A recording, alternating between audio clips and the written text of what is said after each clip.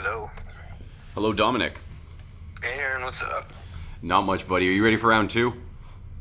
I am. To my listeners, Yes, I am. that's good. That's good. I just had an appointment. It's kind of late on a Friday night right now, and silly me, I went for a massage before I had to do an interview, and I literally fell asleep on the table, man. Like, it's Yeah, that'll happen. so I made sure on my way home I did some jumping jacks and shit to get myself back back awake, if you will, you know. Nice.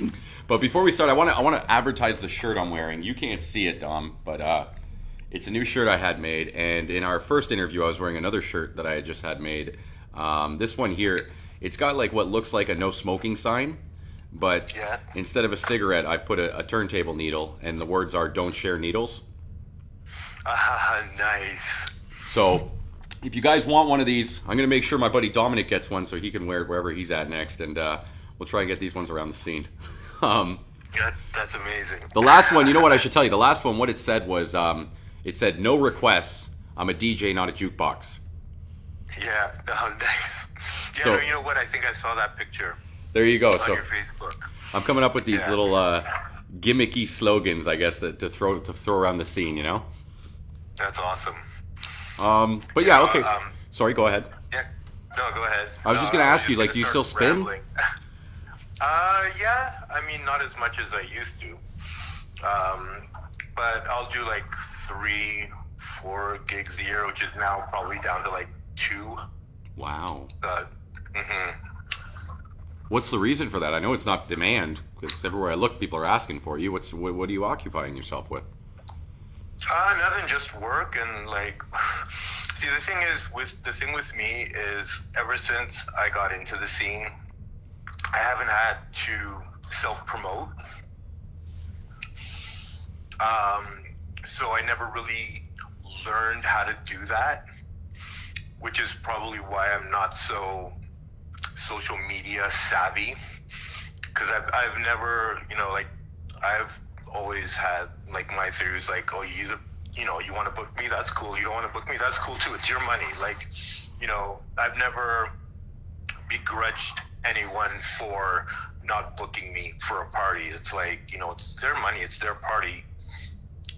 They do what they want, and if they don't want to book you, that's cool. If they do, cool. So I've never had to do that self-promoting kind of thing.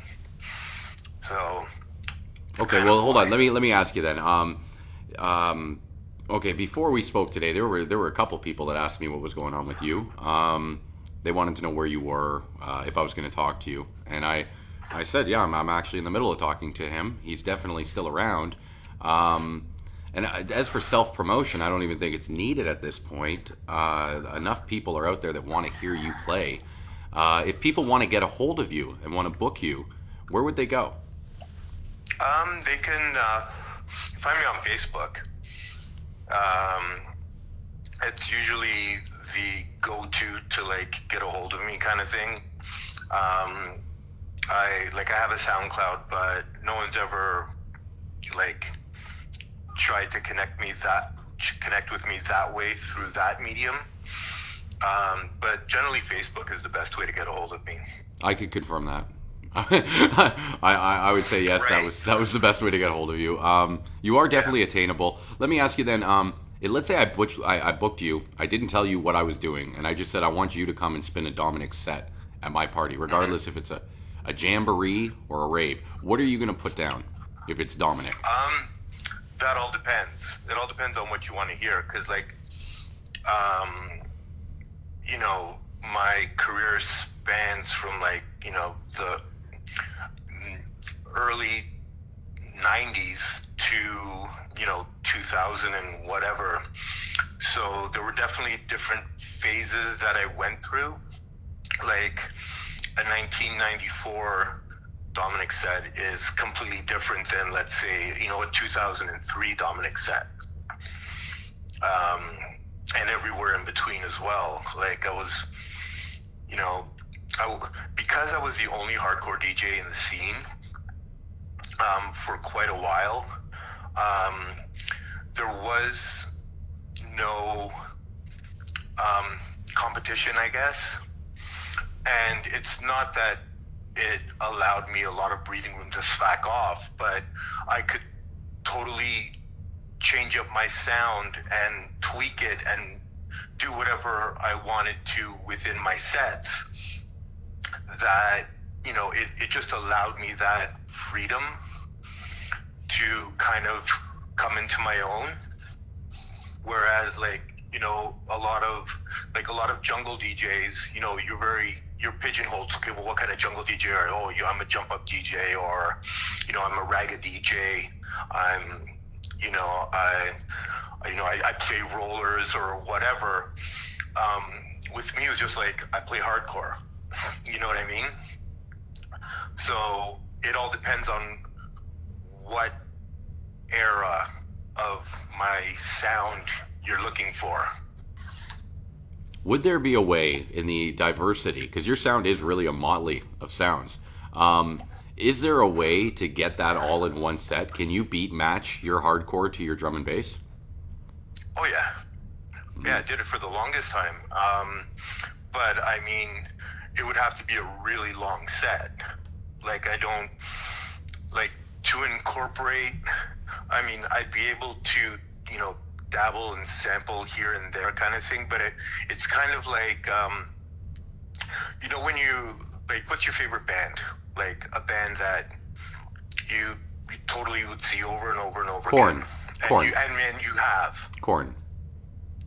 Okay. So, if you went to see Korn, you know, their debut album, you basically got the album, right? Yes. In the show. And then the more you see them, you know, the more stuff they put out. So, you know, songs that were on the first tour might not necessarily make it to the second tour or the third tour. You know what I mean? So when you go and see Korn, or like a best of album of Korn, is going to be the tracks that either everybody knows or, like, you know, became like fan cult favorites kind of thing, unless they like release like a unreleased or rarity B-sides kind of thing. You're just gonna get the best of Korn, basically. You know, like, one of my favorite bands is Ministry, and, you know, I went to, you know, Mine Is a Terrible Thing to Taste tour, and so that was pretty much all of Mine Is a Terrible Thing to Taste and Land of Rape and Honey, and it was amazing. But I mean, like, the more I like some of the tracks, a lot of the tracks that I heard on that tour, you know, when I saw them 15 years later, you know, I was like, oh my God, it would be so awesome if they played this track, but they won't, because it wasn't, you know, it didn't become a staple. Because you have, like, with every album, you have like maybe 3 or 4 tracks that kind of become the best tracks from that album. So when you see them, it's basically just like a best of. So I think that that's what it would kind of feel like if, like, let's say I tried to cram, like, everything that I've, like, every style that I've ever gone through in, like, let's say an hour set. You'd get, like, a very specific broad stroke, if I can use that terminology, in what it encapsulates, but you wouldn't get, like, you know, like, the third track of, like, let's say Straight Outta Parkdale, you know, if that was, you know, the tune that, like, just, like, when you put that on the tape and you put that in the cassette player, like, that's the jam that, you know, you'd want to hear, like, on a big system. But let's say, you know, I put it on that tape and I only played it out once, kind of thing, you know. So whenever people ask me to play a set, I either need them to be specific with, like, what era. I know a lot of times when I play old school sets, like, my favorite hardcore era was 97 to 2000 Death Chant. Like, for cutting and, you and just playing around and just having a great time. That's the era that I enjoy playing. So unless someone's like, I want to hear like, 93 to like 95 kind of stuff, you either need to be really specific or just say, I just want you to play an old hardcore set. Either be really specific or really general. Yeah, I get what you're saying. And what I would say to that is I would love for a promoter out there to book you and give you, if you're willing to do it, like a 4-hour slot. Oh my God, I'd love that. I think we would love to listen to it. I think it would be an amazing, because I agree with you in that it's too much of a sample size to say, okay, I want to hear all of Dominic in an hour, and even 2. I wouldn't want to hear you have to rush through it and do 30-minute transfers just so I could get through your, 30 years in the scene. I definitely think that there's a market out there, if not this year, hopefully in the next. Just based on my own, like I'm not anything, Dom, and in the last couple months doing these interviews, your name is the one that comes up most. And I'm doing, really? It is, man. I'm not saying it to flatter you, man. You've watched my other videos. I don't say this to people. And even today, man, if I tagged you on something because somebody was asking about you, and I said, Dom, they're talking about you. So there's a demand for your sound, and it's not, I just want to see Dominic. It's I want to hear what you brought up, 93 to 95. Then you have your other band, your 97s to 2001. They want to hear these different slots. Me personally, you came out with like a Neurofunk kind of sound in the late 2008 and 9-ish. I heard you do a pretty heavy set, and I'd love to hear you do that again. But I also loved like that one that I told you about, THR Gatekeeper. Right. Which is hard Rotterdam. And that was 99? 99, man. That was I put it on for somebody today and at work actually, and turned into my 14-year-old self. And the guy just gave me a funny look, and he's like, "This is heavy." I'm like, "Dude, this made your fucking eyes bleed." But it really does, and even just thinking about it right now, it brings passion to me. Like, thinking about it and saying, promoters, please do it, makes me want to go, screw it, Aaron, do it yourself. Maybe we should throw a party, because it's the if you build it, he will come thing. And in my opinion, if we put a lineup out there that's centralized around yourself, not only would we be promoting Toronto sound, but we would be doing a favor to the city, because it's what they're asking for. So maybe we should talk further, or promoters, reach out to Dominic and get him on a flyer. How about like studio mixes and stuff? Do you have anything new that people could hear? My turntables aren't with me, so I haven't. I've been making tracks. I haven't put out a mix in a really long time. How about your tracks? So you're saying you said you have a SoundCloud. Sorry to cut you off there. Yep. You said you have a SoundCloud and that you're still producing. So where can we hear your sound? I guess give me the link to that. But what were the newest tunes that you've been producing? What kind of sound are they? Oddly enough, they're the complete opposite of what I like. Let me ask you, because you haven't heard any of the tracks that I've made. I have not. No, go ahead. Okay. So what sound or what type of music would you think that I would make?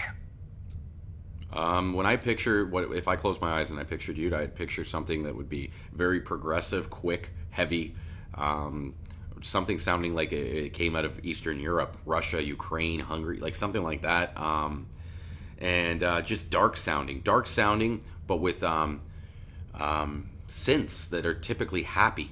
I don't know. That's honestly, if I try and sum up your sound in my head, that's what I think of. Those description. It's really weird because when I bought a laptop just for making music, and so I got a version of Ableton, and I just started making stuff, and I think I've produced like 8 or 9 tracks, and all of them are about 85 beats per minute. Wow. Average of 10 minutes long. Very, very heavy bass, and very, I wouldn't even say like dubsteppy, but just... Isn't that more hip-hop, actually? Like 85 is right bordering on the hip-hop line, is it not? Yeah, and it's, really long intros. My production value isn't that great, just because, you know, with every track I'm learning, you know, new tricks to use while I'm making music. So I'm teaching myself how to do it, so it's a little tricky. But yeah, they're dark, they're moody, but there's a calm with them as well. But yeah, it's still hard, but it's not the typical hard that you would think when thinking about what I would produce. No, it's interesting. I'm sorry I didn't look. I should have. Stupid of me not to listen to your stuff before I talk to you. Oh, dude, it's totally cool. But no, I told you anyways. But you know. Well, and I will. I'll definitely give it a listen. The thing that I find interesting when you tell me a 10-minute song that you are still learning how to structure. Well, you didn't say structure. I'm putting a word in your mouth, but that's what I'm curious to know. Is it the structure? Like typically a 10-minute song. Like how long is it? How many rotations? How many bars are we talking until we have the change in sound? Like we talking a lot. Go ahead. It depends. Like you're looking at least a 32 bar intro, like at least, and it's just like the one thing that I enjoy about it is that, much like my DJing, I make the music for myself. You know, same thing when I DJ'd. When I DJ'd, you know, I played the tracks that I wanted to hear. And because my theory was, you know, anyone else in the room can leave at any point during my set. I can't. I need to be there, so I need to enjoy myself, and I need to enjoy everything that I'm playing. So typically I just, you know, I don't really follow a set structure. I just kind of feel it out, and you know, if I want to change things up after, you know, 16 bars or 8 bars, or you know, split it into like double time and like chop in some amens, yeah, I'll do that. It's more of a, it's not so much of a structure as it is just a feeling, like when I'm doing it and kind of playing around with it that way. But the tracks are pretty minimal. I mean, it's a full sound. A lot of it probably has to do with the fact that I just learned how to sidechain bass lines so that it doesn't distort everything. But that's actually, I know what you're talking about, man, and that's that's something that you hear in a lot of young producers. Mm-hmm. And it's, I just kind of go with it, and you know, I know you know, friends of mine who produce, who, you know, have like started a track like 3 years ago. They're still working on it to like get it to just to where it sounds to them like, okay, this is done with me. I'll get in there. I'll start a track. I'll start looking for samples. Start creating some beats. Get a bass line going, and then 3 hours later, I'm like, okay, I'm done. Upload it. You know what I mean? And then I just move on to the next one, kind of thing. I have to say, I think there's probably a happy medium. Not to say that your stuff isn't great, but kicking stuff out too quick, sometimes we go back and brush it up. At the same time, though, these people, I've said it in past interviews, where sometimes an artist needs a guy like me next to them so I can yank their tunes away from them. Otherwise, they would be there for 3 years trying to perfect things. Honestly, I don't think Brad Lush, who I spoke to a couple weeks ago, he mentioned Bonanza, and it was released under Hustlin' Beats, but it was also dropped on one of my CDs, and he was doing the same thing to me at that time. It wasn't him, it was El Natural, and they were holding on to it. They were saying it wasn't ready, and then they gave it to me. If I recall right, we're talking over 10 years ago. Right. But when they gave it to me, it was one of the few artists who said, can you hold off and not put that out? We want to give another song. And I was like, no, man, come on. This song's amazing. Like, guys, and if you know those guys, like, they can be pretty hard on themselves. So they, you know, it took about a week until they were like, okay, go ahead and release it. And to this day, man, I'm so happy they let me put that song on my CD. But Yeah. it was funny that here we are over a decade later, and he actually brought that song up as something he regrets ever letting out. And I'm like, why, man? Like, it's a great song. But you artists are sometimes your toughest critics. You know. Yeah, well, I mean, yeah, because it's just the nature of the beast. You know what I mean? And that goes with anything, like anyone who paints or anyone who does anything artistic. You are, you know, you're the, you know, until it's right and good for you. Like, it could be like a masterpiece, you know, and I don't know if it's like some sort of like artistic dysmorphia where, you know, like you'll see something, like I'll listen to like one of my old tapes, you know, and you know, when we were making tapes, like it wasn't, you know, there wasn't these like, you know, beat matching programs or anything like that. It was, you know, I never planned any of my sets when I played out. And when I made like tapes, studio mixes, it was the exact same. I figured out what song I was going to start with, and then I just went with it. And so, like, yeah, like, you know, one of my favorite tapes that I ever did was High Sessions. And there are like at least 2 or 3 parts in there where the beats kind of go off a bit. But I mean, it's basically like a live set. You know what I mean? Like, I don't mind, like, it makes me cringe because I know that it's coming because I've listened to it so much to the point where you're like, oh, okay, here comes the part, and you're just like, either want to fast forward it or just kind of like turn it down and start talking about something completely different so nobody notices. But I mean, it's the same thing with like, you know, someone who sculpts or someone who paints. You know, they put a line on the painting that is completely unnoticeable to anyone else looking at the picture, but to them, they see that. That's all they see.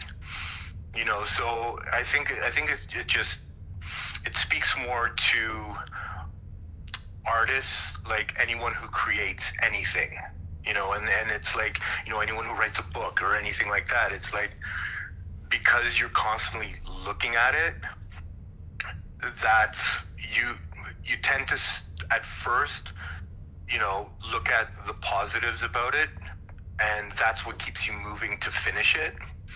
But then once you're getting close to finish it, you start trying to iron out the creases, and you start and that's why you need someone with a, you know, a fresh set of ears or a fresh set of eyes to look at it and give you, you know, their opinion on what they hear. Because like, I mean, I've made tracks where, you know, I've given it to, you know, to my friend to listen to, and he's like, the sound kind of dips out here, you know, like where you can get like some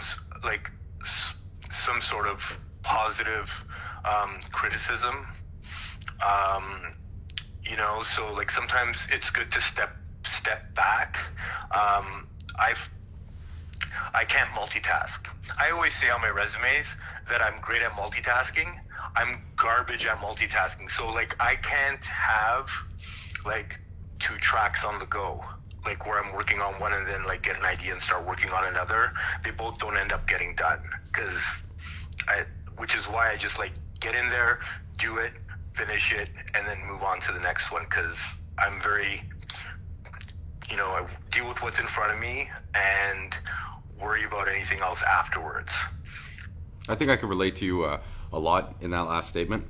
But okay, now I want to switch up a little. I've had a couple discussions regarding our scene since you and I last spoke that I thought would be interesting to hear your insight towards. One of them is regarding booking fees. I know it's been a little while. You say you still play a few times a year, so I guess you're still somewhat involved. Do you think? I'll just ask you blatantly, and then I'll try and chime in after your answer. Do you think that there's a flat rate that a Toronto DJ should charge or not go above charging when being booked locally in their own city?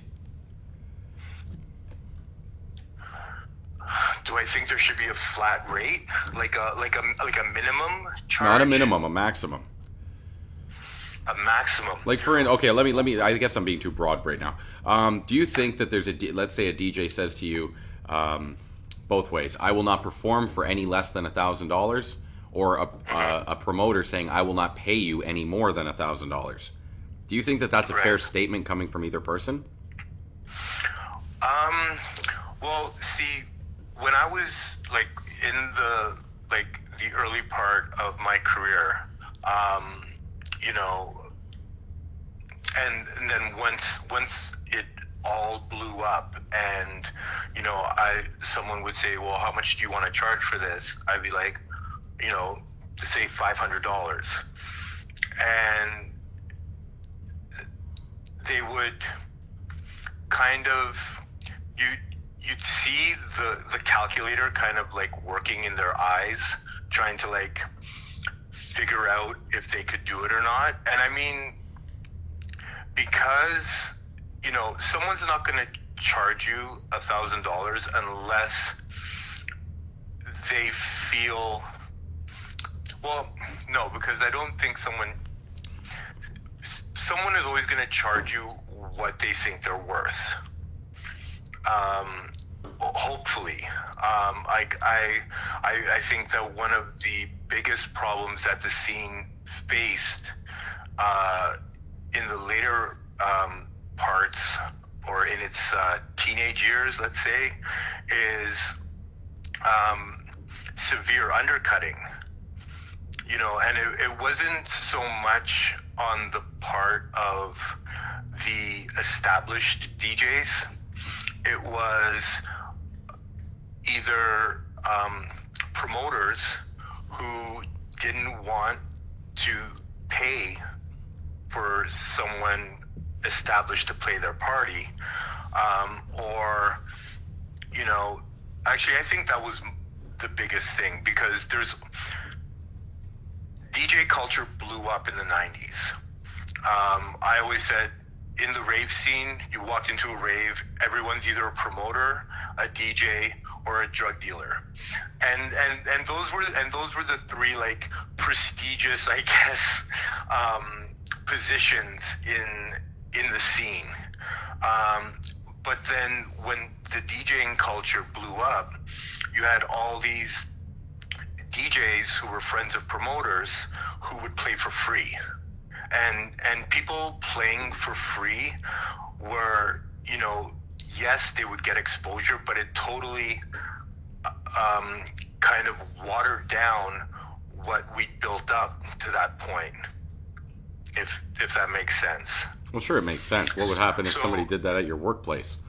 Well, exactly. Yeah, exactly. If like all of a sudden someone's like, oh, dude, how much is he making? 60 grand a year? I'll do that shit for 25. You know what I mean? Fuck it, I'll do it for free. I need the exposure. Exactly. You know, and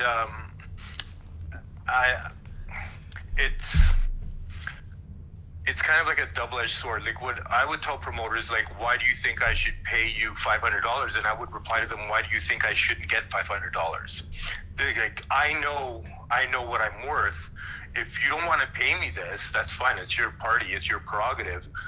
But if this is the question that we're asking each other, instead of you asking me why I think I'm worth $500, I'm going to ask you why you think I'm not worth $500.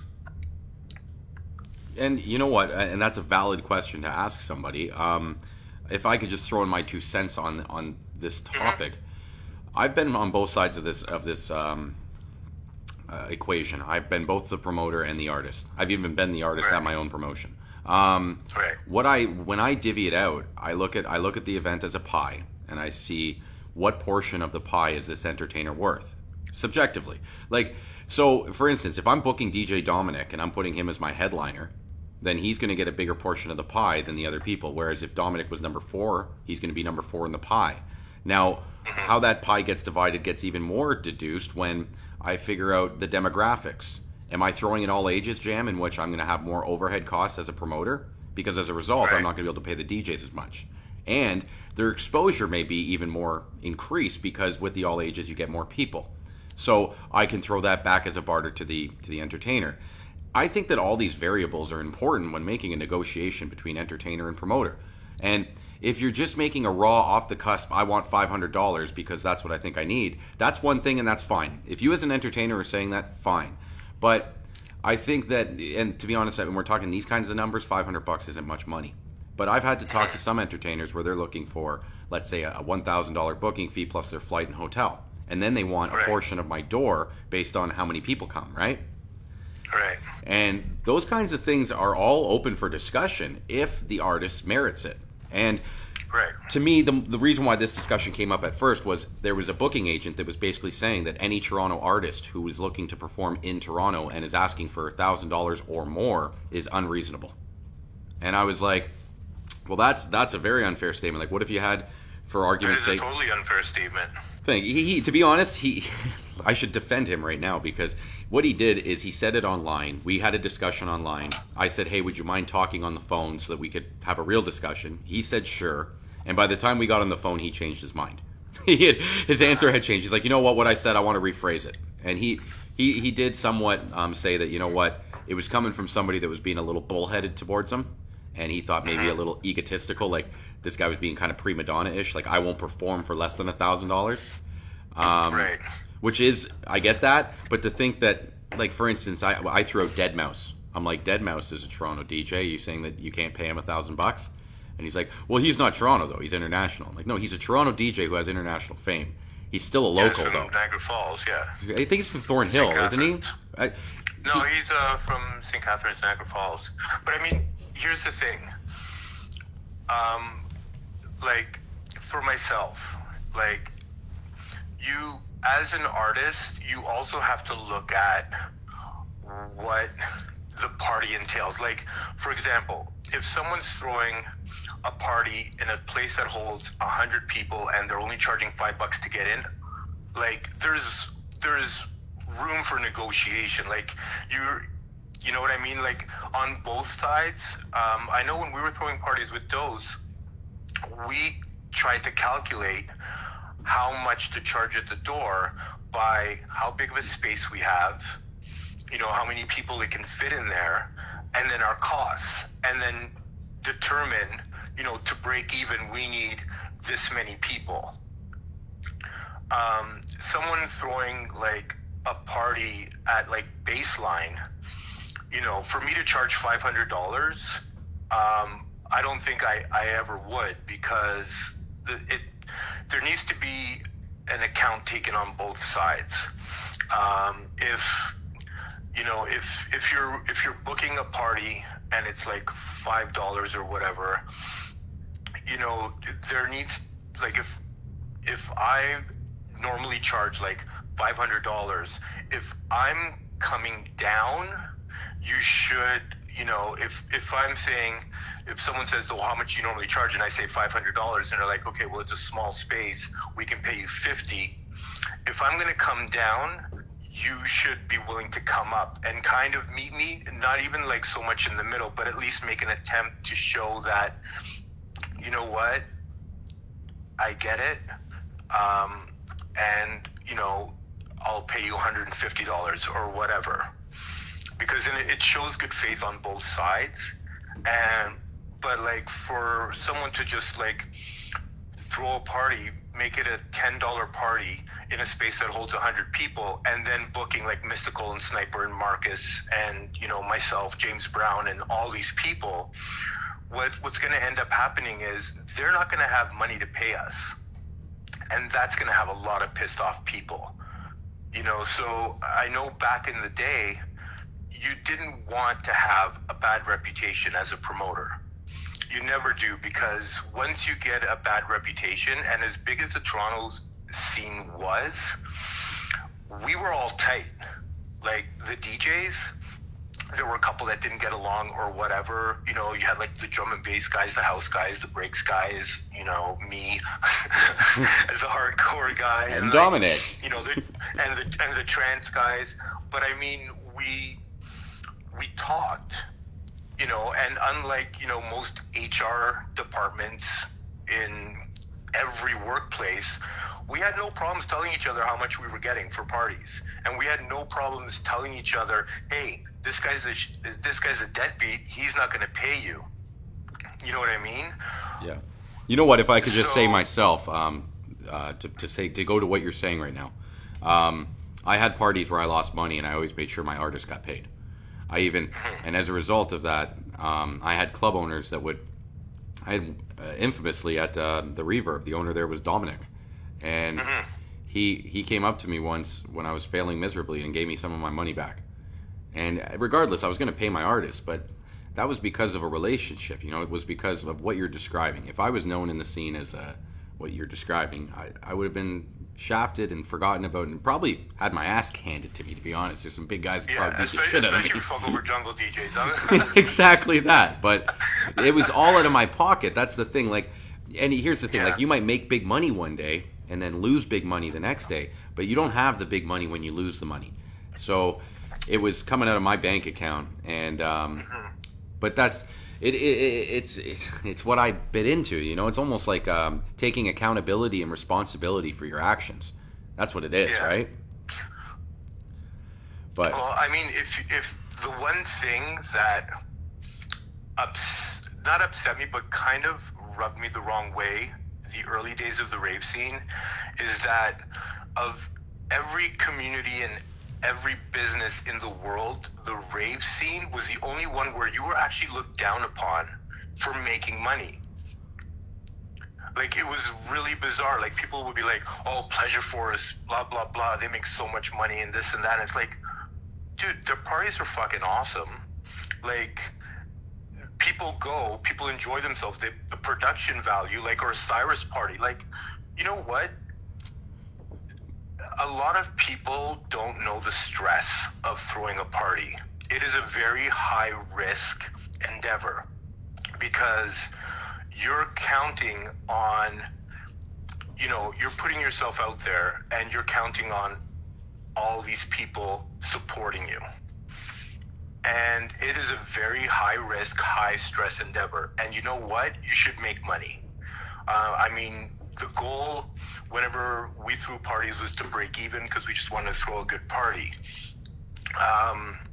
But I mean, it felt good when you had like 3,000 people and your break even was like 2,500. You know what I mean? Like, with all the time and effort and stress that's put into throwing a party, even when you make a lot of money, it's like, compared to other jobs, you're putting in so much work and so much of yourself into it that you should make money.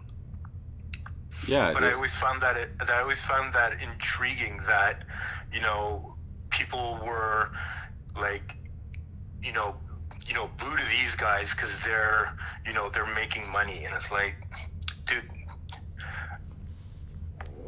you want them to put in 4 months of their lives and not make anything back? You know what I mean? Well, that's just jealousy, though, Dom. That's not for real, man. Here's the thing: like, when you talk about that type of a person, I wouldn't even entertain that thought. It's if you've got a person who's shitting on somebody who's succeeding in life, then they're probably depressed or jealous. I don't know, but it was a consensus. Like, when I first started partying, they're just like, oh yeah, those guys, they just, like, not like sellouts. I don't think anyone ever used that term specifically, but that was kind of the impression that they were making, that, because you're making money. And it's like that with, a lot of scenes, like, the hip-hop scene, you sell 1 million albums, and all of a sudden now, instead of living, in Parkdale or in, Regent Park, you're living, at Yonge and Eglinton or something, like, and you're doing something with your career or with your talent, you're a sellout. And I never understood that. You know what? I think there's a cultural thing there, and I don't want to say something that'll get me in hot water, but when you talk about the success in the hip hop industry being a taboo thing to obtain, I think it has a lot to do with culture. Typically, it's the black culture that does hip hop, and success is seen as a taboo thing within their culture. And I think that also is derivative within their music. The music talks about growing up in the ghetto and shooting guns and living the gangsta lifestyle. And once you obtain some sort of monetary success, you can't really speak about those things anymore. Now, that's just my opinion towards hip hop. But when you talk about that in the drum and bass culture, I'm definitely a parent towards it. I'm not saying that you're speaking about something I've never heard of or seen. I know what you're talking about. But the people that are saying those things, less than saying fuck them, I don't know what to say. Because honestly, man, and here's the thing. I personally have been talking to people at times where I'm trying to assert my dismay towards another promotion company. And I come across as one of those type of people. And I have to reaffirm, like, look, I'm not shitting on these guys because they're good, if you will. And here's the thing. I'll tell you an example. There was an incident where another promotion company was going to throw a party. Well, I wasn't sure. So I went through a third party and asked, I want to throw a party on this night. Can you guys tell me if they're throwing a party? And they came back and said, no, go ahead, throw your party that night. You'll be the only one throwing a party. So I did. And on the day I released my flyer, the other guy released his. And I went, and this is before Facebook. So I went on MSN Messenger and wrote to him. And he wouldn't respond to me. And then I went to our mutual friend and said, like, what the hell's going on? Why is he doing it? And that person went, dude, this is a scene, man. This is business. You know, it's just the way they do things. And I'm like, no, it isn't. This is bullshit. No, and honestly, what ended up happening, I had a great night. Things turned out wonderfully, but I was so scared. You're talking about the stress leading up to an event. I sold no tickets, but like it was one of my first jams where I actually had tickets made by, I think, Ticketmaster, but I dropped them off at Numb and I dropped them off at Play to Record. I went around to the different places, dropped off tickets, and when I went around to do my ticket pickup, I had only sold one ticket. One. Oh my God. So I was so scared, dude. And on the night of, it was interesting because it was my birthday party I had thrown. And I remember going outside the venue and it was lined up down the road and around the corner. And I heard a girl on the phone going, "You have to come. It's my birthday party." And I was like, dude, my birthday party's so big. It's someone else's birthday party. But that's awesome. It was such a, here I am talking about it. We're talking 13, because I remember that was in 2005, that party. And 13 years ago, man, I still can talk about it and feel high just talking about it. Yeah. It's an amazing experience. I would suggest anyone, like, to give it a shot, you know? Yeah, I don't know. I just find that there were a lot of companies that threw parties, like early, mid, late 90s, but you knew when the big boys were throwing a party. You know what I mean? Because like the flyers would be out and you'd be like, okay, Cyrus is this weekend, you know, Pleasure Force is next weekend, Better Days is the weekend after that, you know, but the parties weren't like, it wasn't like a monthly thing. So they were huge. And because it took so long to plan and get everything ready, because you got visas and like, you know, you got to like get everything booked, that there'd be like one big, maybe two every month, like a big company.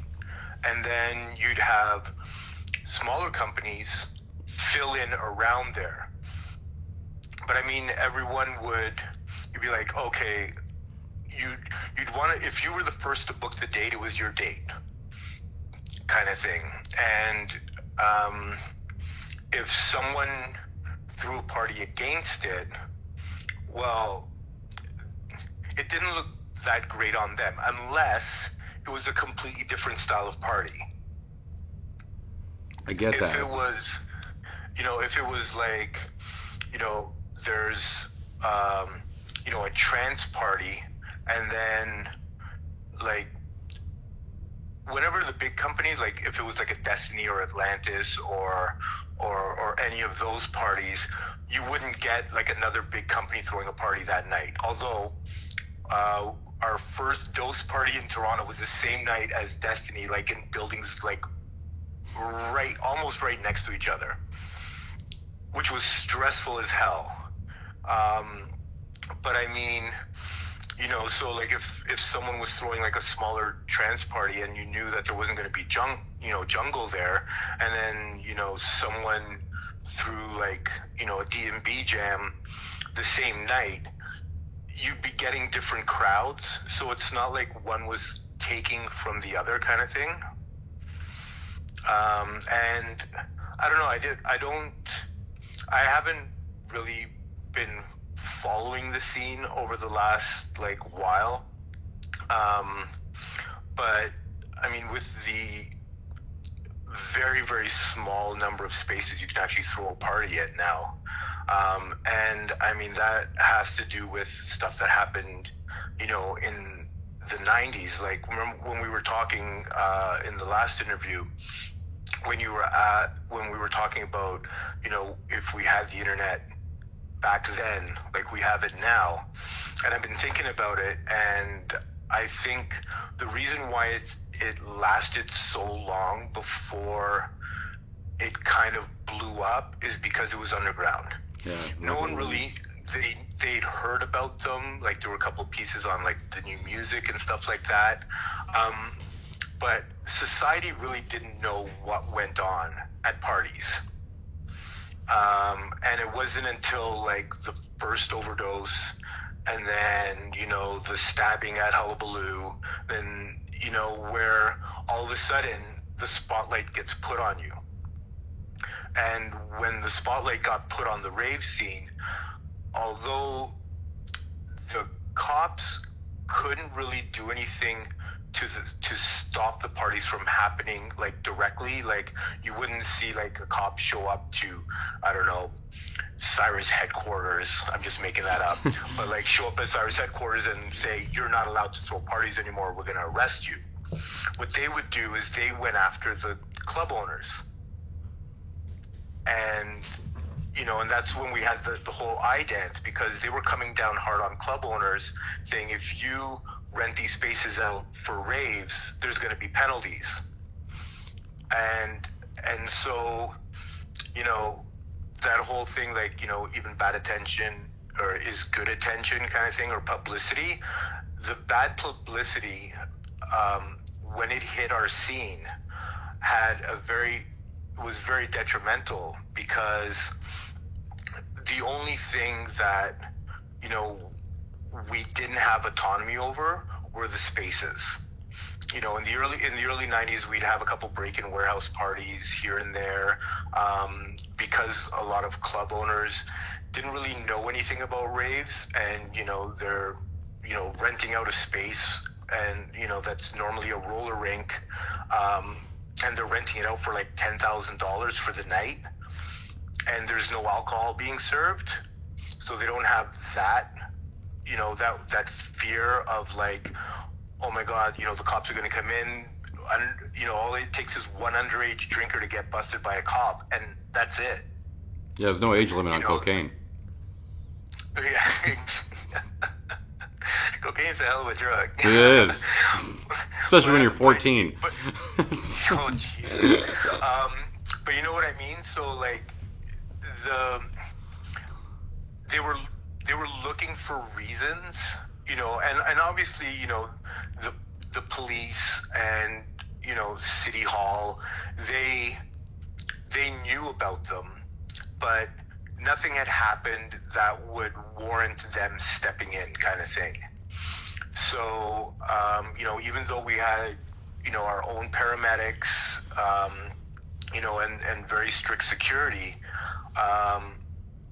they, as soon as, the first overdose happened and the guy died at the party, that's when they just went like, boom, we have something now. And so they started, and and I think we had like 2 other deaths at parties, and it kind of brought everything to the forefront, but not the positive sides of it.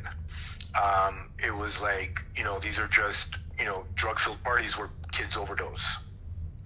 And, and that attention,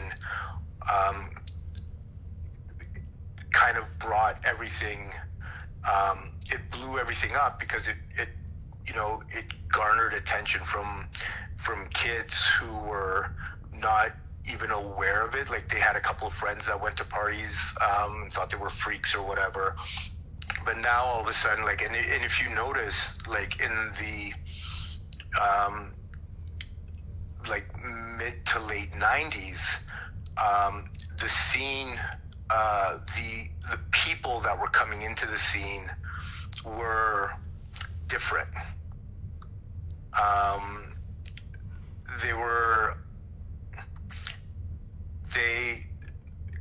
It's like a bunch of people who normally go to a club on a Saturday night from like 10 until 2, all of a sudden we're like, dude, why are we wasting our money going there when we can go out and, like, hang out all night, do drugs, get high, listen to music, and and dance till 6 in the morning, kind of thing. And you started to see, like, when you walked into a party in the early 90s, you felt a sense of belonging, where it felt like, every face you looked at had a big smile on it and beaming right back at you, and everyone was friendly, and people talked to each other, and people met each other. By the late 90s, it was a lot, I guess sketchier would be the best word. I remember I used to DJ at the Basement all the time, and I'd play, like, 2-hour sets. I played a couple 4-hour sets in, like, the entrance room, and you could always tell when the Comfort Zone closed, because all of a sudden the people that would come in, and it's nothing against the Comfort Zone, it's just a different crowd. It's a lot against the Comfort Zone, you sketch heads. Yeah.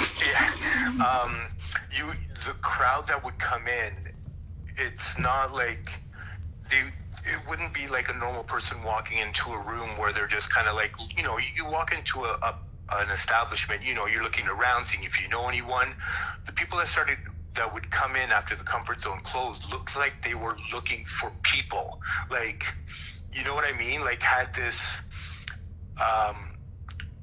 very standoffish, but very, like, if they looked at you, like, I would just notice them, like, it looked like they were looking for someone. They'd have their, they'd move their head side to side, like they were, like, actually looking for someone to, like, either start trouble or whatever. And then that's usually the time when I'd be like, okay, I'm going, because the vibe would change. And the vibe on the dance floor has always been amazing, but it's, just walking around and just feeling an energy change where you're just like, I don't really feel comfortable right now. I think I'm going to go home. And I think that's why a lot of people left the scene. And further, what we were talking about the other night about how the turnover, because you had a lot of people who all of a sudden didn't feel like it was their scene anymore. And so they left. Yeah, I've heard. Sorry to cut you off, man. I've heard a few different explanations as to why we've lost people. I'm sure the reason is different for each individual. I get what you mean, though, and I think it's very responsible or irresponsible for door people to let those kinds of people into the club. I don't know if they do it because they're afraid of commotion at the door, or if they don't notice the type of individuals they're letting in and what kind of an atmosphere they're creating by putting them into that room.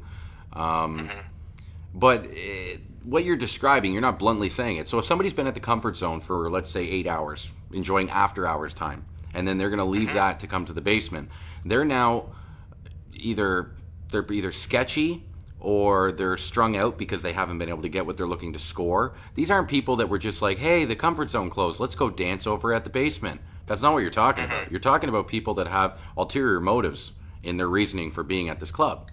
So in my opinion, it's up to the security and the club owners. Not even the promoter at that point. The promoter's got enough going on, whoever's throwing the party at the basement that night. But the door guy should not be letting those people in. Once they're inside, the bar or someone inside should be saying, "Get them the hell out of here, man!" Like, it's not good for anybody. As for people leaving the scene because of the ruffian aspect of it, I'm sure. Mm-hmm. Personally, I left the scene because of the drugs. I had to bow out because I personally went through substance abuse issues, and Right. when I got clean, I felt as though I couldn't go back to that environment because I'd be triggered. And Right. when I first went back, I wasn't that I was being triggered. It was that I was. It was almost like, you know, when you're no longer drinking and you're around all your old drinking friends, and all of a sudden they're not funny anymore.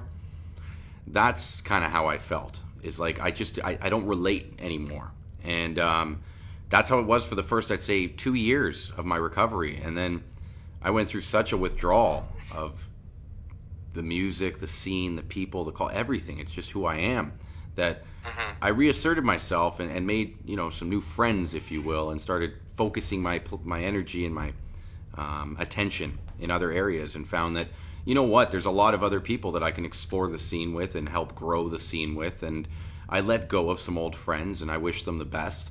But yeah, it was about refocusing, I guess. And to me, for you to say some people have left for that reason, it's an excuse. Brad and I talked about this, and it's like some people, they didn't get what they came to the scene to get, and they're gone now. And Yeah.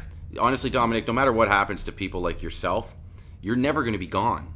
You know, it's your life. This is even you told me you don't have turntables right now, right? No, I didn't have turntables from 94 until 2008. Wow. Yet you still maintained who you were throughout all that. And how do you stay fresh? I had a Sesame Street turntable. Are you serious? Yeah. That's awesome, man. Do you still have it? Yep. And hold on a second. So Yeah. what is it exactly? Does it only play Sesame Street songs? No, it plays records. It has like the pitch is completely off on it now. It only plays 33. It doesn't play 45 anymore. But yeah, so what I would do is I buy the records at the record store, and then before I went out to play, I go through my records on my Sesame Street turntable, and then put them in my box, and then go. That's awesome, man. That's awesome. Okay, here. I'm going to dive in. I got 2 more questions for you, okay? I love talking to you, buddy. This is always fun. Okay, so one thing I wanted to ask was, we were just talking about booking fees. We got kind of carried away there, but I want to bring it back to the booking fee thing. So we've kind of clarified on what constitutes the amount. But when do you think that amount should be paid? Should all artists be paid before they perform, after they perform, or is it split? What is your opinion? I mean, as long as they're paid, like for me, so have you ever watched the Huey Lewis and the News video for I Want a New Drug? I don't think so. Okay. It's a cheesy video. But anyways, during the whole video, he's going to the gig. And then he gets to the gig just as he's about to sing the last refrain. And he just, gets his jacket off, hands it to the bouncer, gets on and starts singing. That was my goal for every set. Get there between a half hour and 15 minutes before I had to play. And it wasn't because I didn't want to socialize and stuff. It's just before every set, I get, you get the butterflies. And I would get butterflies every set, like just get this nervous feeling.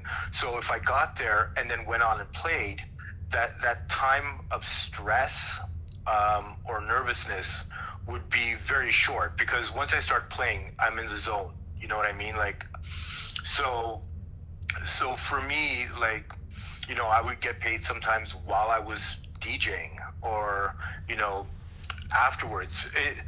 I think the important thing is that it doesn't matter when in the night you get paid. Like, I've played parties where I've, DJ'd a 1 o'clock to 2 o'clock set and had to wait till 6 o'clock to get paid. I'm fine with that. You know, it's as long as the promoter pays the artist what they agreed on. I don't think it's right for either one of them to demand. You know, I think it's just petty for an artist to say, no, you need to pay me before, and it's just as petty for a promoter to say, I'm not paying you until you're done. You know, it's a lot of the times it's like, you know, the promoter's walking around and you know, he's like, hey, Dominic's playing, let me go, you know, and he's got envelopes on him. You know, he's walking around with security and he's got his envelopes on him, and, you know, I just happen to be playing. And he gives it to me because, especially if it's a really big party, sometimes, I mean, I'm sure you know this as well, trying to track down a promoter at a party after you've played to get paid can be quite the task. Let's just put it that way. Just because they're busy doing shit, you know, they're busy checking on the door and paying the sound guy and making sure the owner gets the rest of the money. It's their party. They're around doing shit for their party. So like for me to say like, dude, I finished playing like 10 minutes ago, like where the fuck are you? I need to get paid kind of thing is a little unreasonable and a little selfish at the same time as well. I just find that as long as, you know, we agreed on this price and you pay me before the end of the night, I'm good. So that's my take on that one. I didn't want to cut you off on that. And here's my take. I'll give you my 2 cents. I agree with what you said. I think that there's got to be a trust between promoter and artist. In my opinion, I don't mind getting paid until the next day. That's my thing, because typically I'm more of a door guy. I'm not a flat rate guy. So I want to know, and I usually want to be open, like you were saying earlier about no HR bullshit. Like I want to know how much money did you make. And if you're not going to be that open with me, then I'm going to have to give a flat rate, I guess. But typically I'm looking at in the 5% range. You know what I mean? 5 to 10%. And the way I see it, like I said, once again, the demographic has to go into it. Who was I on the flyer? Was it, you know, me and then a bunch of littler names, or was it a bunch of big names and then me? And depending on those variables, that's what I will consider would be. But at the end of the day, man, I'm just happy that people want me to perform. Like, I'm nowhere near yourself or some of the big names in Toronto that are asked to be booked at any jam. For me, like, you throw a party, you need to have a couple of our local headliners, whether it's a Marcus, a Lush, a Capital J, a Brown. You need to have a couple of those guys, even if you're trying to self-promote. If you want to start your own promotion. Sorry, go ahead. Yeah, because, I mean, at the end of the day, like, the one thing that was brilliant about Toronto and which differentiated us from almost every other scene is that, like, you know, if you go to Detroit and it's all techno DJs and like big headline techno DJs, you know, and you go to England, it was all like drum and bass or garage. But Toronto, we had, like, at a party, you have like a breaks room and a jungle room and a house room and a room where they played trance. Like, we had all this international talent that were the best at the style of electronic music that they did. But at the end of the day, it was the locals that kept the scene going. So, I mean, it's a lot different now because you don't have parties that start at 8 anymore and go till 6 in the morning. So, you know, it's sometimes you only have 3 DJs on the bill. But I mean, I think people need to put as much focus and attention on who they have playing local, that are local, as they do into who they're going to bring in. Yeah, no, I totally agree. And how much money they're going to spend. One of the things that I think is great is we have enough talent now locally to throw an amazing party. There's no reason, in my opinion, you could better spend your money on marketing and promoting your own artists, your own homegrown talent. Not to say that there isn't room to bring in outside talent, but no need to go overseas to pull it over like we used to. If they're touring or they're in town, by all means, book the tour. But to do a one-off like it used to get done and throw, let's say, $3,000-4,000 of your own money, and then that could go towards promoting our local artists, I think is somewhat foolish. It's not necessary. Not saying don't do it. If you're a promoter and you want to do it, by all means, go ahead. But I don't think it's necessary. Your money can better be spent on promotion and marketing. And that's what I think we need a lot more of. And also finding unique venues. You were talking about... It's hard. It is hard. It's hard. Well, it's also, it takes effort. Like, I forget who said it to me recently. They were saying, Baseline's the place now. So, church Sundays, obviously. But it's like, as soon as we find a venue, everybody's at that venue. And then, and so you've got guys like Brown and Chris and, well, not Pat anymore, but Marcus. They're out there and they are looking for things, but they're pretty much the only ones. And then everyone jumps on their bandwagon once they find it. So I guess it's up to the individuals to go out there, check industrial lots. Like, you brought up the roller rink. Who came up with that idea? Who decided to go to a roller rink and ask them if we could use their venue? That would be Robbie and Vito. Was it Robbie? That's what I mean. And it's funny you bring up Robbie. It's like, he's a name that a lot of people don't realize is behind a lot of what we're doing. And I remember asking somebody, I said this to Caddy actually in my Caddy interview. I was like, I asked somebody once, who's Robbie? And they were like, dude, you don't know Robbie? Go educate yourself, man. And it was like, because I know all the guys that are in front of me. Even Dave the Nemesis, he was another one. I don't know if you're familiar with Dave the Nemesis, but he does a lot of work with Marcus. He's behind a lot of the Visionary sound, but you don't hear about him unless you're deeply ingrained in the scene. And these guys do need credit for paving the path for many of us that are here today. I guess with that, it kind of leads me into my final question. I had said to you that I wanted to do a 94-99 kind of segment. And what I wanted to ask you right now is I wanted to throw you back. In the first interview, I asked you about the 5 items that you put in a vault that would encapsulate our rave culture. Yeah. Could you tell me the 5 best rave venues that you remember going to pre-99? Pre-99? Pre-99. Oh, my God. The underground parking garage where we threw Doe's Funky Techno Tribe. We had and dude, I was in charge. One of my jobs, one of the things I was in charge of was getting the porta potties for it. So there were what a shitty job. Yeah. So it was the 2nd, 3rd, and 4th level of an underground parking garage.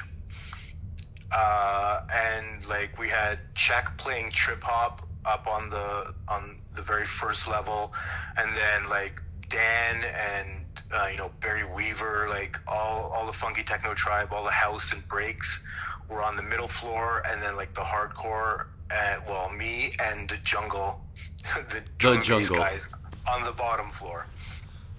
And so I would put that space for sure. Cinespace. Let's see. Honeypot was amazing for outdoor parties. So there's 3. Let me just... I want you to go way back. I want you to go to 93, 94 in your head. Think about yourself. Young Dominic. The CN Tower. The CN Tower. Yeah. That was the second rave I ever went to was an Atlantis party at the CN Tower. Okay, then I gotta ask, is it because somebody brought up Atlantis to me the other day? Are we talking Atlantis, the club that used to be right next to like Ontario Place? No. I'm at Atlantis, the rave company, Don Burns' company. Don Burns. Okay, and this is why. So it's Dr. Trance. Yeah. And okay, you know what? I'm gonna have somebody on in next Thursday actually, who's somebody who knew Don, and I don't. You know what? I don't want to say things that aren't true, but I'm very excited to talk to him because he is from yours and before yours era. Like he's talking like. Are you talking with Mark? No, the gentleman's name's Andy. He's in a band. He's in an industrial band, and he's not a DJ. He's someone who knew Don on more of a personal level, and I know him through my actual 9-to-5 career. And interestingly enough, I'll tell you, I went in to visit him as a client, and I don't normally talk to him. I talk to his subordinates. But he saw me there and hey, Aaron, come on in. And he pulled me into his office and just started shooting the shit about old rave scene. And your name came up.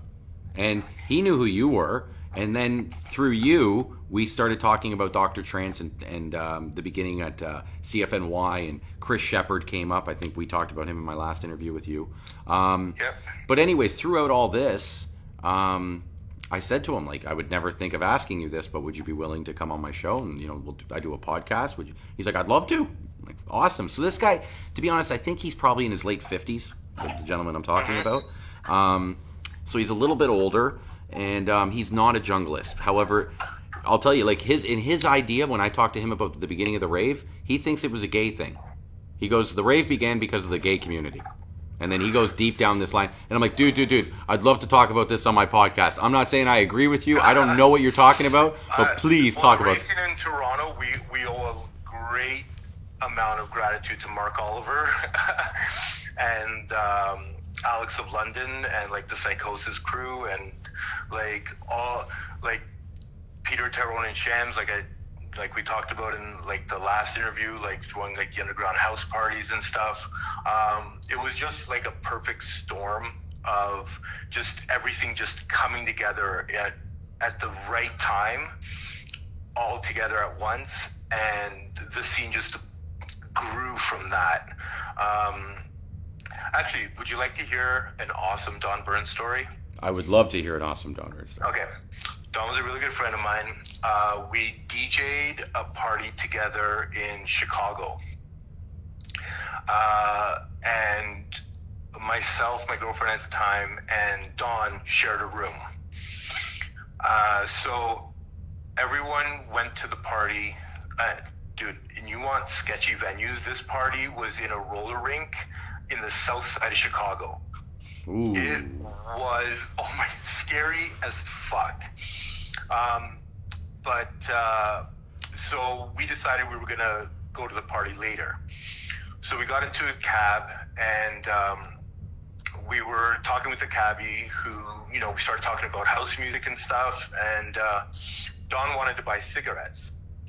And he's like, can we stop somewhere so that I can buy smokes? And the guy turned around, and I swear to God, without even, like, no smirk or nothing, just said, I don't recommend you get out of the car.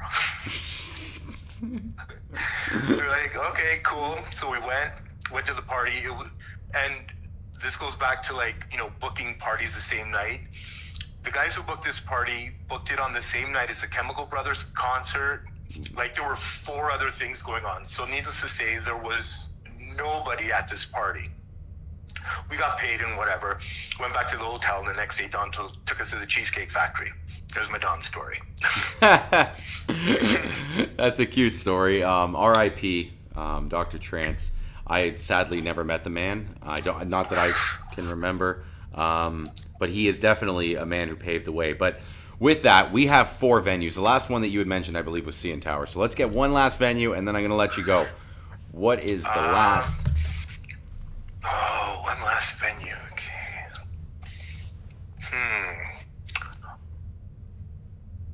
The Toronto Island Airport. The Toronto Island Airport. So we're talking like Billy Bishop Airport? I don't know if that's what it became. That's the one that's like right off when you go down towards Center Island, but instead you're a little adjacent to it, off to the right. Yeah, I don't remember how we got there, because I think we took a shuttle bus or something. But yeah, you have to take a boat. If it's the one I'm thinking, no, boat. We didn't take a boat. Well, then I don't think there's any other way. Like now, there's a tunnel that they bored that you can go underground, but that's in the last year or so they built that. I don't know where you were then. That's interesting. Either, but it was an airport hangar, and it was fucking awesome. Oh, you know what? Hold on. If it was the airport hangar, I'm pretty sure they used to use the Downs View up by Wilson and Dufferin area. Nope, this was by the lake. It was down by the lake. Yeah. Shit. You know what? Where the watermelons grow. Where the watermelons grow. I'll tell you a funny story about that. But hey, if you guys know which venue he's talking about, please comment below. If you go on YouTube, and I think Len SOS just put up a remastered version of the video of that night. Moby played there. DJ Ian played there as Darth Vader. Yeah, it was amazing. Airport 94, Atlantis. Wow. Okay, 94, man. You're really throwing it back. But I was going to say something about the song you were just singing. I went and saw a cop on a horse and yelled out, "Have you ever seen a pig riding a horse?" And when the cop when the cop looked at me, I went, down by the bay, where the watermelons grow. And I just kept walking. Oh my God, that's awesome. What else can I say at that point? You know, I'm like, shit, he heard me. But anyways, Dominic, thank you so much, dude. So this was our 2-part. Buddy, I'm going to get a better setup. And when I do, I'd love for you to actually come in face to face and we'll do it. That would be awesome. You know what I'd really like to do is if we could do maybe like a half-hour set / interview. So we do like a little music and then we do a sit down and then we end with a little music. Would you like something like that? Yeah, that'd be awesome. All right, wicked. All right, well, I'm going to be posting this in the next week or so. I'm putting you actually in the express lane. Shh, don't tell anyone. We're gonna bump you up only because, in all honesty, man, people are asking. I got to shout out Renaissance, Zan. You specifically said that Dominic was your inspiration to become a DJ. So, Dominic, can you big up my buddy Renaissance right now? Renaissance. That's it. Big up. There it is. All right. Dude, thank you so much for chatting with me. Please stay in touch. My pleasure. I will talk to you soon, okay? Of course, my friend. All right, here, Awesome. stay on, don't hang up. Stay on the phone with me, okay? Okay. Okay, Thanks, hold sir. on. Guys, that was him, DJ Dominic. Thank you for tuning in. It's been an hour. We did almost 3 hours. So I hope you guys enjoyed listening to the man chat. I love talking to him. And hopefully we will be back again soon. But until next time, as always, peace out.